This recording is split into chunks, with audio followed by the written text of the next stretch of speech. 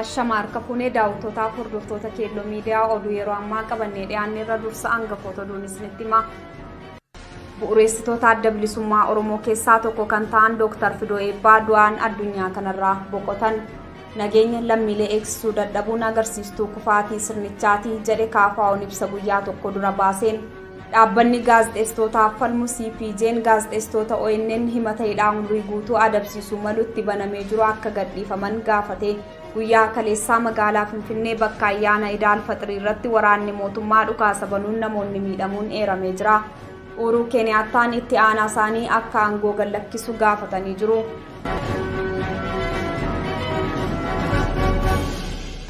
Daawwattoota keenya gara bal'ina oduuttan isin dabarsaa oduu kan isinitti Mooniit Badhaasaati. Bu'uureessitoota adda bilisummaa Oromoo keessaa tokko kan ta'an Dr. Fidoo Eebbaa du'aan addunyaa kanarraa boqotan.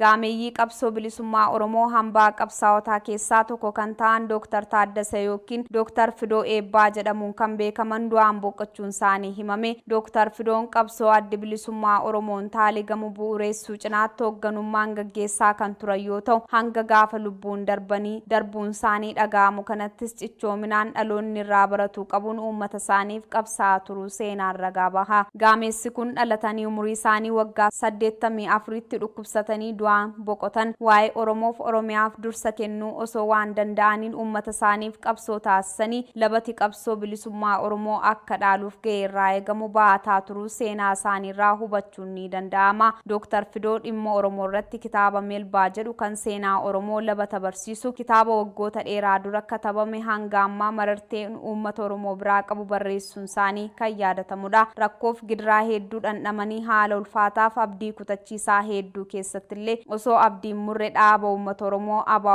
jabeessuuf labatatti qaruun akka ilmi Oromoo dammaqee waa'ee isaa baree mirga isaa falmatu barsiisaa turan. Sadarkaa qabsoon bilisummaa Oromoo ABO'n durfamu har'a geef kanneen gumaacharraa eegamu baatan hambaa qabsaa'ota Oromoo kan ta'an Dr. Fidoon du'aan boqochuu ilaalchisuun hawaasni Oromoo gaddatti dhaga'ame gama isaa fanjaa'uun ibsataa jira. Haala hamtuu keessatti saba isaaniif kanneen riqicha ta'an kutannoo qabsoof qabaniif jaalala biyya abbaa ofii Oromiyaa labataarraa kan dhaalchisan Dr. Fidoo Eebbaa dilbata darbe jechuun caamsaa 1/2022 galgala du'aan boqochuun isaanii mirkaneeffamee jira. Maatiif jaallattoota qabsoo bilisummaa Oromoo maraaf jajjabina hawwaa. Dr. Fidoo ekeraan isaanii bookaa dhugu jenna. Nageenya lammiilee eegsisuu dadhabuun agarsiistuu kufaatii sirnichaati jedhe KFO'n ibsa guyyaa tokko dura baaseen. Caamsaa 1/2022 haala yeroo laalchisee jaarmiyaan siyaasaa Oromoo KFO'n ibsa baaseen nageenya lammiilee eegsisuu dadhabuun kufaatii sirnaaf agarsiistuu ta'uu eere. KFO'n ibsa baaseen duula waraana bilisummaa Oromoo dhabamsiisuuf galaana inni keessa socho'u uummata gogsuu yaada jedhuun hawaasa nagaa Oromiyaa bakka adda addaatti dhaguugaa akka jiran ibsee haleellaawwan gara jabinaan waraana mootummaan raawwataman kanas addeeffatee mormeera. Humnoonni mootummaaf tarkaanfii humna qilleensaaf lafoon fudhataa jiranii lubbuu lammiilee nagaa akka baduuf manaaf qabeenyi uummataa akka barbadaa'u kanafanis sababaa kanaaf qe'ee fi qabeenya isaanii dhiisanii akka baqataa jiran odeeffannoon naannichaa irraa dhufaa jiru ni addeessaa jedhee jira. Bakkoota haleellaan waraana mootummaa gara jabinaan hawaasa nagaa Oromoo irratti fudhataman maqaa dha'uunis kan eeru ibsichi addatti haleellaa Oromiyaa bakka adda addaatti torban darbe fudhataman balaaleffatee jira. Haleellaa waraana mootummaa uummata nagaarra ga'u cinaattis faannoon hawaasa nagaa haleellaa jiraachuu kan eeru ibsichi haala humnoota mootummaatiin gadi hin taaneen humni badii garee faannoo jedhamu kan finxaaleeyyii Amaaraatiin ijaarame beekamtii mootummaa naannoo Amaaraatiin hidhatee socho'u daangaa Oromiyaa dabruun godinoota Oromiyaa adda addaatti saba qoodee ajjeechaa jumlaa gaggeessaa manneen gubaa midhaaniif loon saamaa turee jira kan jedhu KFO'n bakkeewwan faannoon itti hawaasa Oromoo irraan miidhaa geessisaa jiran kanneen akka godina Shawaa Lixaa aanaa Noonnoo Gandamattuu Sillaasee godina Horroo Guduruu aanaa Jaardagaa Jaartee godina Wallagga Ba'aa aanaa Kiiramuu naannoo Beenishaangul Gumuz akka fakkeenyaatti caqasuun haleellaawwan uummata nagaa Oromoo irra ga'an guyyaa waliin caqaseera. Akka ibsa KFO kanaatti dhiyeenya kana jechuun eebila 8 hanga 21 gidduutti tarkaanfii humna finxaaleeyyii faannoof humnoota mootummaatiin haala waan qindaa'een gaggeeffamaa jiruun guyyoota muraasa kana gidduutti namoonni nagaa 278 jumlaan kan ajjeefaman yoo ta'u ajjeechaan kunis yakka waraanaatiin kan gaafachiisuu qabudha jedha jaarmiyaan kun. Ibsi KFO itti fufuun akka jedhetti gama gama birootiin tibba kana eebila 18 bar 2014 sirna gaggeessaa awwaalcha nama beekamaa tokko hordofuun magaalaa Gondar keessatti humnoota gurmaa'een haleellaan addatti musliimota irratti xiyyeeffatu raawwatame hordofee miidhaan baduu lubbuu namoota 20 oliif lammiilee danuuf immoo miidhaan qaamaa akkasumas barbadaa'uun manneen amantaaf qabeenyaa dhuunfaa dhaqqabee jira. Haaluma wal fakkaatuun magaalaa Dabarqiitti masjiidonni dabalataa gubamanii jiru. Haleellaa magaalaa Gondar keessatti gaggeeffame hordofuunis uummanni biyyattii iddoolee garaagaraatti baay'inaan bahee gochaa kana balaaleffatee jira. Haala nama gaddisiisuun uummanni mormiif bahee magaalaa Warabbee naannoo uummattoota kibbaa Itoophiyaatti dhaabbilee amantaa hordoftoota amantaa kiristaanaa irratti haleellaan raawwatamee jira kan jedhu yoo ta'u, bu'uura rakkoolee kanaaf jaarmiyaan kun ibsa kanaan mootummaa himateera. Haleellaawwan uummata nagaarra ga'uuf dhibdee amantaa babal'isuu yaaluu kan balaaleffate KFO'n adeemsi akkanaa nageenya hawaasaa eeguu dadhabuun kufaatii sirnaaf agarsiiftuudha jedheera. Rakkoon kunis hundeerraa hiikamuu akka qaban gaafatee nageenyi lammiilee eegamee biyyattiin gara tasgabbiitti akka adeemtu taasisuun akka feesisus KFO'n ibsa baase kanaan akeekeera. Dhaabbanni gaazexeessitootaaf falmu CPJ'n gaazexeessitoota ONN himata hidhaa umurii guutuu adabsiisuu malutti banamee jiru akka gadhiifaman gaafate.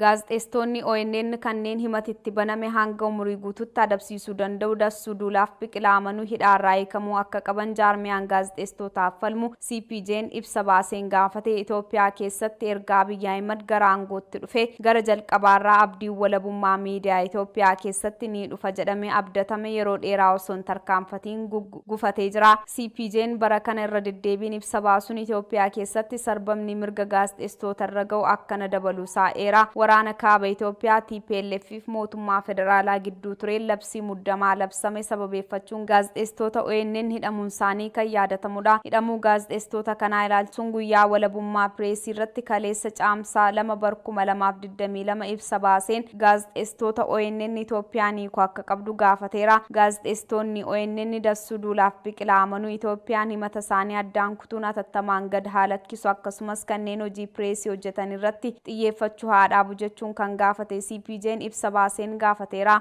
Gaazexeessitoonni ONN kunneen shakkamanii kan hidhamaniif bulchiinsa mootummaa ce'umsa Oromiyaa ABO'f KFO'n hundaa'etti hidhata qabu jechuun akka ta'e abukaatoo isaaniirraa mirkaneeffachuu kaneeru. Jaarmiyaan mirga gaazexeessitootaa kun himati mootummaan isaan irratti banee jiru himannichaan balleessaa raawwachuu yoo mirkanaa'e hidhaa waggaa 3 yookaan umurii guutuuf akkasuma du'aan adabamuu kan dandeessisudha. Ta'us CPJ'n abukaatoo isaanii wabeeffachuun ibsee jira. Itti fufees dhaabbanni kun gaazexeessitoonni kunneen miseensota ABO kan waliin guyyoota muraasa dura mootummaa fonqolchuuf socho'aniiru jedhamanii himanni irratti banamu hidhaa ji'ootaaf akkasumaan taasifameen booda gaazexeessitoota Itoophiyaa Dassuu Duulaa fi Biqilaa Amanuu himannaan adabbii du'aa qabaachuu danda'u irratti banamuunsaa baay'ee rifachiisaadha jedhee jira. Akkasuma sagantaan CPJ Afrikaatti qindeessituu kan ta'an Anjeelaa Kuintaal Niwuyoork irraa akka jedhanitti qondaalonni ragaa qabatamaa dhiyeessuuf yeroo gahaa otoo qabanii ji'ootaaf otoo hin dhiyeessin hafuun isaanii himanni kan haaloo ba'uu akka ta'e saaxileeraa jedhan. Jaarmiyaan mirga gaazexeessaaf falmu kun gaazexeessitoota ONN Dassuu Duulaaf Biqilaa Amanuu haal duree tokko malee hiikamuu akka qabaniif yakka tokkoon ala hidhaa kanneen tursiifamanis gaafatama fudhachuu akka qaban gaafateera.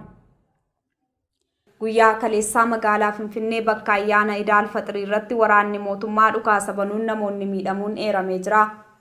Ayyaana Musliimaa Idaal Faxirii guyyaa kaleessaa Finfinneetti kabajame irratti waraanni mootummaa dhukaasa banuun miidhaa qaqqabsiisuunsaa gabaafamee dabalataan goolama bakka ayyaana kanaatti eegaleenis daa'imman baatii 10 dabalatee maatii irraa faffaca'uun isaanii himameera. Bakka hawaasi bal'aan kabajataa jirutti boombii imimmaaneessaan dhukaafamuusaas guyyaa kaleessaa suuraan deeggaruun miidiyaa hawaasaan qoodamaa ooleera. Boombii imimmaaneessu dhukaafame kanaanis dubartoonni kukkufanii daandiirra mul'achuu isaaniif namoonni danuu waan qaban gatanii baqachuuf dirqamuun isaanii eerame. Mootummaan gamasaan ayyaanni kaleessa darbe nagaan xumurame jechuun miidiyaa qabuun ibsee jira. Haa ta'u malee taateen magaalaa Finfinnee keessatti raawwate hordoftoota amantaa Musliimaa hedduu muufachiisee jira. Dhimma amantaa wal qabsiisuun torban darbe keessa ture naannoo Amaaraatti tokkorri kan eegale jeequmsa sanaan masjiidonni hedduun gubachuuf namnillee du'uunsaa gabaafamaa ture.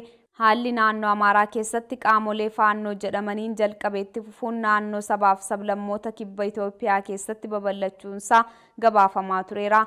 Haalli kaleessa magaalaa Finfinnee keessa ture sanuma kan hordofe kan fakkaatu yoo ta'u mootummaan itti yaadee jeequmsa amantii biyyattii keessatti babal'isuuf dalagaa akka jirutu eerama. Uhuru Kenyaattaan itti aanaa isaanii akka aangoo gadhiisu gaafatanii jiru. Karaa keessoon mootummaa hin qeequ jechuun kan himatan pireezidaantiin Keeniyaa Uhuru Kenyaattaan itti aanaan isaanii Wiiliyaam Ruutoon aangoo gadhiisuu akka qabu gaafatan. Pireezidaantii Keeniyaa fi itti aanaa pireezidaantii biyyattii gidduu dhibdee guddaan uumamuunsaa kan himame yoo ta'u Uhuruun itti aanaa isaa kana akka aangoo gadhiisuu qaban gaafataniiru. Keeniyaan hiyyummaa keessaa akka baatuuf rakkoo dinagdee akka furattuuf Ruutoon dirqama isaa hin baane kan jedhu himanni pireezidaantii Keeniyaa. Kanaafis itti aanaa isaanii kana aangoorraa akka ka'uu qabu gaafataniiru. Akkuma pireezidaantiin Uhuru Kenyaattaa himatan gama isaanii Ruutoon waggoota 2 oliif kaabinee walga'ee hin beeku. Kanas pireezidaantii Uhuruutti meera jechuun himatu. Itti aanaan pireezidaantii akka aangoorraa kaafamu himati haa dhiyaatu malee kanneen dhimmicha morman gama isaaniin pireezidaantii Uhuruutti aanaa isaanii aangoorraa ari'achuuf aangoo hin qaban. Aangoorraa ka'uu kan danda'an yoo himataman yookiin aangoo dhorkaman qofaadha jechuun ibsaa jiru. Dhibdeen pireezidaantii Keeniyaa fi itti aanaa isaa kun sirna gaggeessaa pireezidaantii Keeniyaa duraanii Kibaakii irratti ifatti mul'ate. Kanneen jedhan sirna gaggeessaa sanarratti Uhuru Kenyaattaa guyyaa guutuu itti aanaa isaanii harka osoo hin fuudhin turuu isaaniin dhibdeen jiraachuun mirkanaa'ee jedhan. Keeniyaan bara kana filannoo gaggeessuuf kan jettu yoo ta'u filannoo sana injifatee ammas marroo dabalataa biyyattii gaggeessuuf Uhuru Kenyaattaa akka fedhii qabu himama. Kanaanis seera biyyattiillee jijjiiruuf yaala akka tureef sun milkaa'uu fi akka dhabe gabaafamaa tureera. Ammas dhibdeen itti aanaa isaaf Uhuru Kenyaattaa dhimma filannoo bara kanaa ta'uunsaa himamaa jira. Daawwattoota hordoftoota Keelloo Miidiyaa oduu ammaaf qabanne kana gammaatti qophiilee Keelloo afaan waliin turtii gaarii.